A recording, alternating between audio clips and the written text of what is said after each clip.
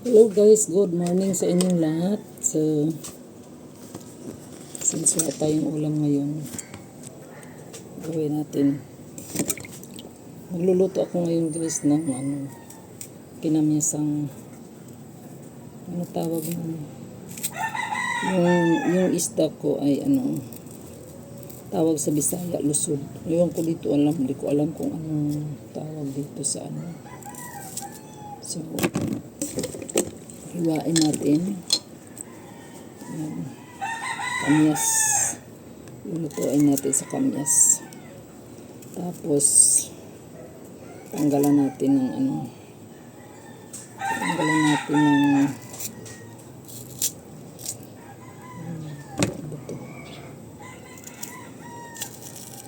masarap kasi pag nakababad sa dito pala madaming kamyas sa likuran ko. So, hindi ko naisip yun.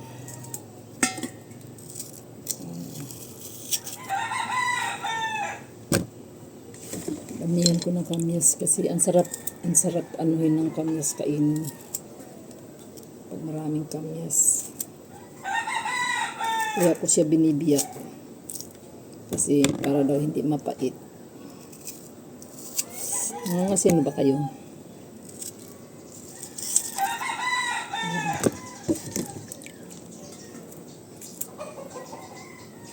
Papaksiw ako. Pinaka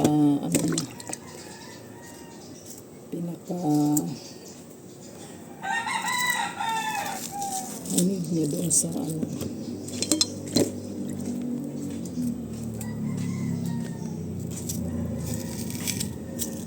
Masarapan dahil kasi maubos ka agad yan. alin? Pag masarapan yung luto, Aw. maubos ka Kaya ang mahirap kasi puro kamyas naman. Walang ibang halo, puro kamyas lang 'yun. Di bali, bangos naman. Ay hindi, wala nga puro kamyas nga lang eh. Pwede ba 'yun? Puro kamyas ang luluto. Huy. Bakit ka bumangon? Nanganak na yung aking anak. Ibingwing lang anak. Ang pangit ng mga lahi niya. Bakit naman? Puro mga yan puro mga nagyan na yan sa papangit ng kulay. Ay, yung galang puti Yung mga gala dito, oo. Wala. Ito, no? Papakaya. Ayun Ano, Mingming? Ayan, isa tumboy yan eh. Umuwi ba ito si Mingming? Ayaw magpakasta yan eh. Punta ka na lang SM, maraming pugi doon. Juicy.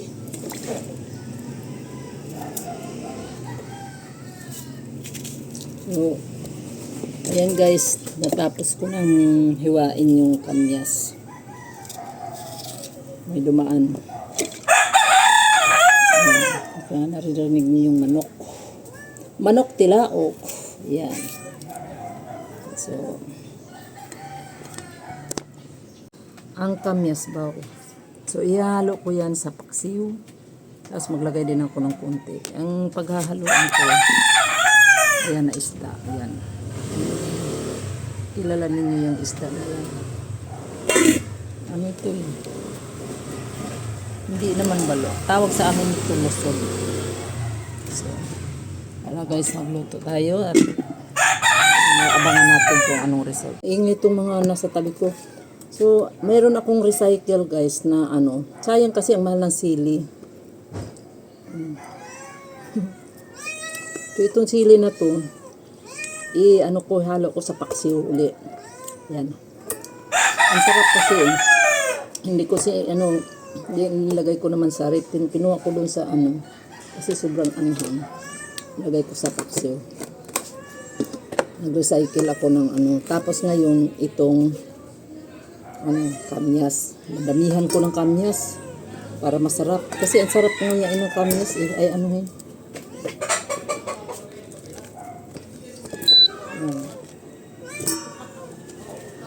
damihan ko ng kamyas. Tapos, wala pala akong sibuyas, bawang, tsaka luya para tuluyan maalis yung lansa.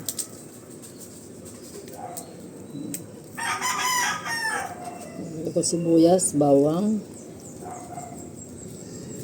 Tapos luya. Ayan, ihalo ko sa paksito.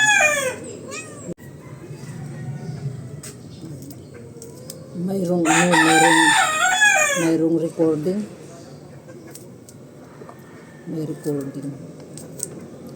Listen ko natin. May recording. Pagkatapos, sibuyas. Lagyan natin ng sibuyas. Para yung paksi hindi malansa. Yan ang ulam ko ngayon, Irene. Ayoko yung mga karni-karni. Alam ba? Dito tayo sa natural na pagkain para humaba ang buhay natin. Pag buhay tayo, pangalagaan natin yung ating katawan. Hindi tayo puro dami masarap na pagkain pero nakakapag sa buhay natin. Paiksi ng buhay. So yan na nga guys. Dahil tapos na ako ng luya, sibuyas, sili. Lagay na natin yung isda. Ayan o. Dito ko lang iluluto sa maliit. Ayan. So ito yung isda. Lagay natin dito, hanig natin. Para masarap. May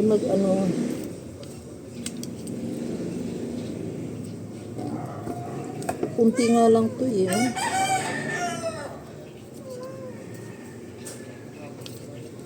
lang. Mag-iwan ako ng 2 pirasong ulo. Sabawan. Tapos ngayon, lalagyan ko dito sa taas ng kamyas uli para masarap. Kasi masarap ko. Kasi masarap ko. So, ayan. Ayan siya guys. Kamyas. Ayan. So, lulutuin na tayo ngayon guys. Magluluto na tayo. Lalagyan muna natin ng tubig. At saka, lagyan natin ng suka mamaya pag kumukulo. Watch na lang. Lagyan ko ng kunting tubig. Sabaw niya. Pwede na siguro yun.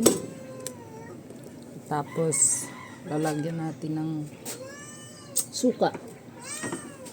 Suka.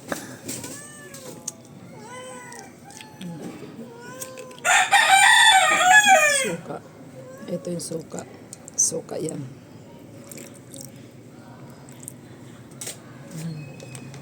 Mamaya na natin timplahan yan. Kung kailangan na dagdagan natin ng suka, mamaya pag kumulo. So, lutuin na natin.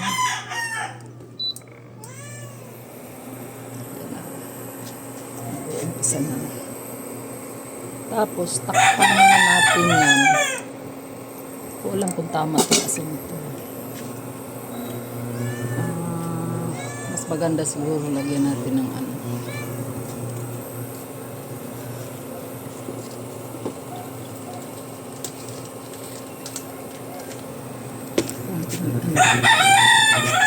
maingay yung mga nasa paligid ko.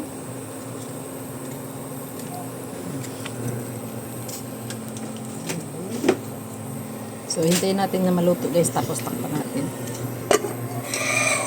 Mayroon akong mayroon kasi akong tinirang 2 ang ulo. Balak kong sabawan. So, ako ng malunggay. Kasi, pagatas tayo guys. Sabi ko kay Los, pagatas tayo. So, magsabaw ako. Alam mo, kahit araw-araw kung gawin ito, hindi ako magsasawa. Sa totoo. Ayan, iingay naman itong mga manok na to. Nakakainis. Hindi ako magsasawa pag ganito lagi ulam ko. Yung mga simpleng ulam na alala ko sa probinsya. Ang nanay ko pag nagluto ng malunggay lang. Wala pa yung bitsin-bitsin. Pero di ko alam kung paano niya niluto yun. Ang sarap. Kaya, dahil nanonood ako nung nagluluto ang nanay ko, kaya alam ko paano luto ng probinsya. Actually, madali lang naman kung gawin. Ayan. Kinuha ko itong malunggay sa gilid ni mami natin. Shout out mami natin, hindi mo alam. Kinuha ko yung malunggay niya. Gusto kong magpasabaw. Charot! Kailangan ko may sabaw. So ayan guys, malapit ng kumulo na yung aking pinaksuyo. Sisilipin natin yung ating niluto at titikman natin kung anong lasa ng Leticia. Hindi lang naman ang pagkukukuko ang aking natutunan kundi pagluluto. Mga simpleng luto sa bahay. Alam niyo kung bakit mahaba ang buhay natin dahil ang mga ginagawa at yung kinakain natin is mga simple lang. Mga natural na luto lang. Huwag tayo masyadong pasusi sa pagkain kasi social nga, nakakamatay naman, madali naman ang buhay mo. Dito na ako, gulay na lang. Diba guys? Ayan, luto na siya. Yan ngayon yung result ng aking luto. Ang dami lang sinasabaw kasi masarap, marami sabaw. Pero papatuyuin ko pa yan para tumagos sa laman niya yung alat, anghang, tapos asim para makasarap yung isda. So dito nagtatapos ang aking video guys. Maraming salamat sa inyong panonood. Wala kasi akong client ngayon so nagluto ako. This is Beautician again guys. Bye bye. Bye guys. Ayan guys, ang aking pangalawang luto. Ang isa paksiw, ang isang sinabawan minalanggayan. So ito yung ulam natin ngayon tanghali. Thank you for watching. This is Beautician again. Not only for cleaning the nails and everything here. So luto-luto din pag may time. Thank you guys for watching.